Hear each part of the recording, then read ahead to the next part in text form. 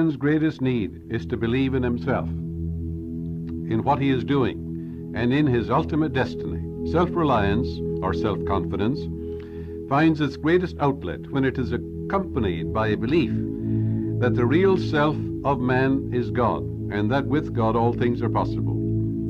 Shakespeare spoke about the divinity which shapes your ends, rough hew it how you will.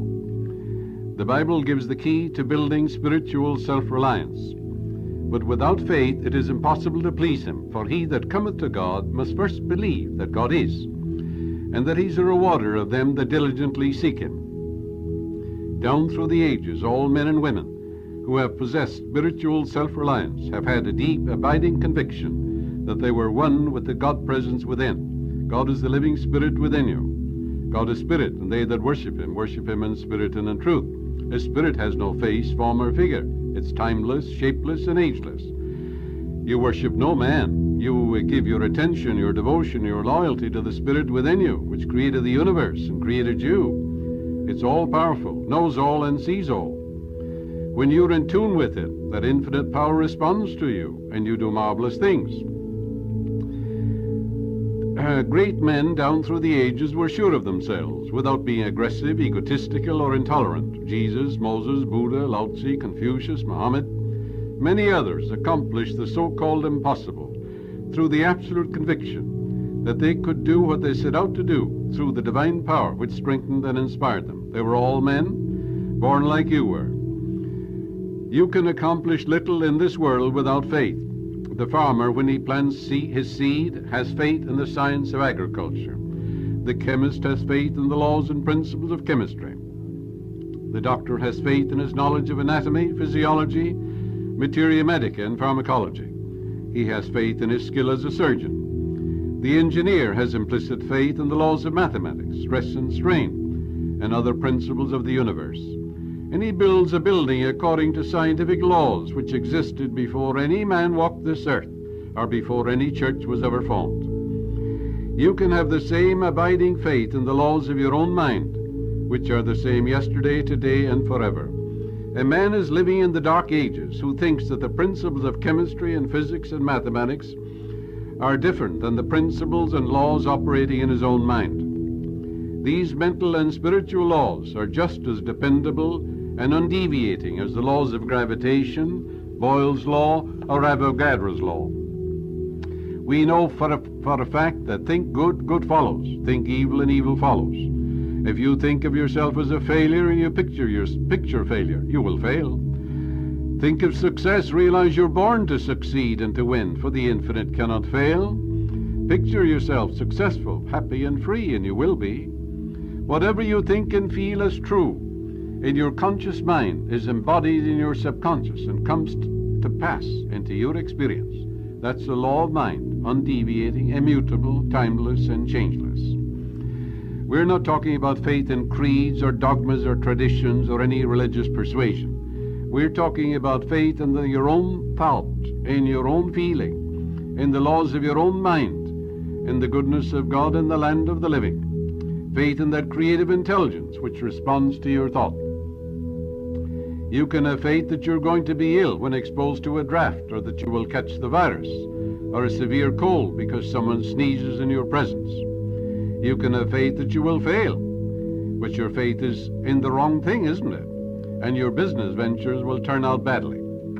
A woman once said to me, for 10 years I had absolute faith I would be alone through life. No one would marry me, and I would be poor and miserable. Then she said, I read a book, The Power of Your Subconscious Mind, a book I wrote many years ago, and I applied the prayers outlined. Now I am happily married, have a marvelous husband, and have been blessed with 3 lovely children. This woman reversed her faith in the negative to a joyous expectancy of the best in all phases of her life.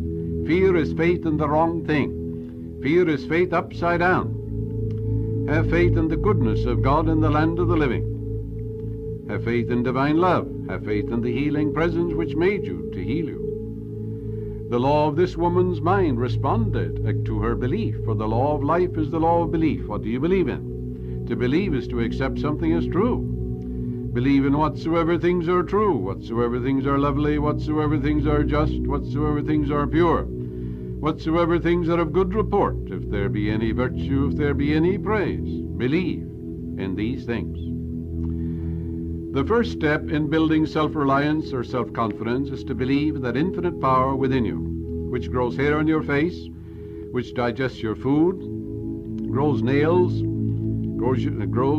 nails when you are sound asleep, and grows hair on your head. It watches over you when you are sound asleep. It governs your heartbeat, and all the vital organs of your body, and all the processes of your body are controlled by that infinite intelligence. That's what we're talking about. For example, if you cut yourself, it heals you. If you burn yourself, it reduces the edema, gives you new tissue and skin. It always seeks to heal you. That's the life principle in you. And you know you're alive. You know you have a mind. And you know you have that spirit, because you can feel the spirit of joy, of rapture and ecstasy and love when you look into your child's eye. All these are invisible, yet they're real. So believe in that infinite power within you. Recognize and know that the self of you is God. That's your higher self, the living spirit within you, that was never born, will never die. Water wets it not, fire burns it not, wind blows it not away. It's eternal. It is the very life principle in you, through you, and all around you. The second step is to commune regularly with this infinite presence and power, and have a vision, realizing you go where your vision is. And your vision is what you're mentally looking at, what you're giving attention to, what you're thinking quietly, silently, and feelingly at this moment. That's where you're going, and that's what's going to happen to you. Let your vision be on abundance, right action, inspiration, and divine guidance. And you will become like the perennial mountain of snow, which, when melted by the heat of the sun, flows downward like a river of life, giving nourishment and sustenance to the valleys. What difference does it make if you have floundered and failed many times, now that you know the divine presence indwells you, and that the infinite intelligence and infinite power and the infinite life principle is the God presence within you? You know it responds to you. It wants you to be happy. Stir up that divine gift within you. Wake up the sleeping giant within you. Trust that creative intelligence within you, more so even than you ever trusted your human father or mother. When the thought comes to you, I cannot do this, affirm. But the divine presence can. It's infinite presence. It's the infinite power. There's nothing to oppose it or challenge it. It is almighty. If the thought comes, look at all the difficulties and obstructions, realize and know, and say boldly to yourself, infinite intelligence and infinite power knows no obstructions, delays, or impediments. Find an affirmation which counteracts all your negations, and your life will become more blessed and beautiful through the years. You will find your obstructions and challenges will be transformed into opportunities. Your fear will turn to faith, and your doubt will turn into certainty that the infinite healing presence is within you, and wonders happen as you tune in upon it. Recently, I had an intensely interesting conversation with a hotel proprietor in Lisbon, Portugal. He told me that he had started out as a waiter in a small restaurant. When the boss would ask him to do something special, he would often say, I am going to try to do it. His boss finally said to him, never say, I'm going to try. Say, I am going to do it. And know that you can do it, and then the power will respond to you. He said, I profited from that advice, and I never again said, I'm going to try. I began to believe in myself. I know that infinite power indwells me, for the Bible says the kingdom of God or intelligence is within you. His secret was, I'm going to do it. He began to affirm, perhaps 1,000 times a day, I'm going to have a big hotel and own it. He believed that through the power of the infinite, he would do exactly that. The answer came in a strange way, he continued. I won at roulette in Monaco, the equivalent of $100,000 in American money. I opened this hotel, and now I have paid off the mortgage. I have prospered beyond my fondest dreams. This man said he had felt an overwhelming urge to go to the tables at Monaco, and he asked a friend to accompany him and show him the ropes. He knew he would win. It was an inner silent knowing of the soul. He had fabulous winnings, and when he had enough money, $100,000 for a deposit on his hotel, he stopped and never gambled again. This was the way his subconscious mind answered his prayer for a hotel of his own. The ways of your subconscious are past finding out. Money is just an idea, a symbol of exchange. There is nothing evil in the universe, and nothing good or bad, but thinking makes it so. Good and evil are the movements of man's own mind relative to the infinite life principle within him, which is forever perfect, whole and complete in itself. Make up your mind now, this minute, that you can do what you want to do, and can be what you sincerely want to be, and can have what you wish to possess. And it will be done to you as you believe. Follow the age-old maxim: be sure you are right, then go ahead. Let nothing move you or shake your conviction. Make it a part of your mentality. And with this kind of belief, you will inevitably succeed and move forward in life. What is it that the immensely wealthy man or the prominent businessman possesses that you do not? Only one thing. It is self-reliance or self-confidence. He believes in himself and the powers within him, both of which, of course, mean the same thing. Self-reliance or self-confidence are one. Confidence means with faith, faith in a principle, in the powers of your mind, just like an engineer has faith in the principles of mathematics, faith in the principle of strain and stress. You meet men and women who have reached the top of their professions. They're successful in the art of living. They have marvelous homes. They have wonderful children. They're contributing to humanity in countless ways. They're successful in their prayer life, relationship with the divine, relationship with people. All this is due to their implicit trust and faith in that inner power within them. They place their whole reliance on that infinite guiding principle, on the divine love and the divine protection in all ways.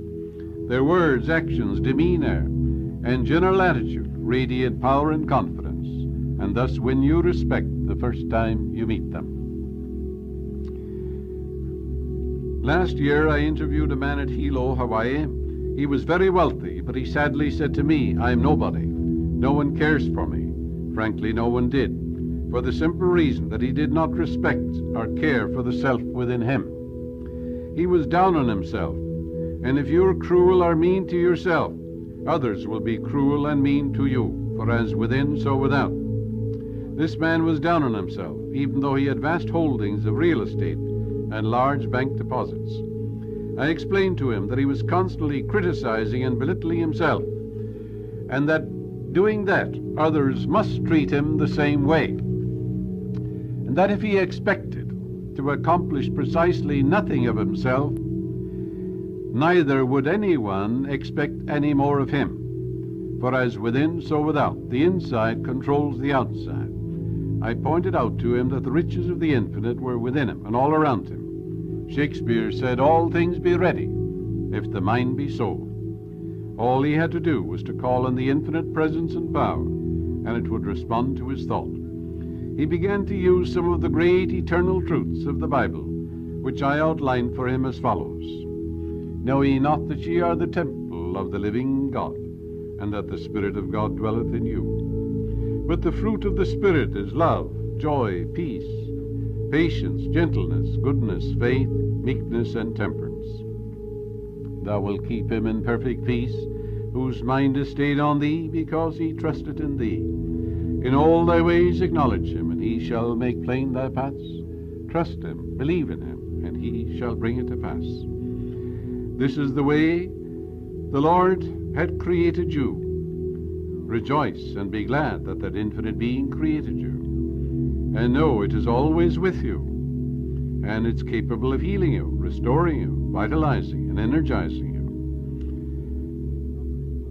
And we know that all things work together for good to them that love God, to them that are called according to his purpose.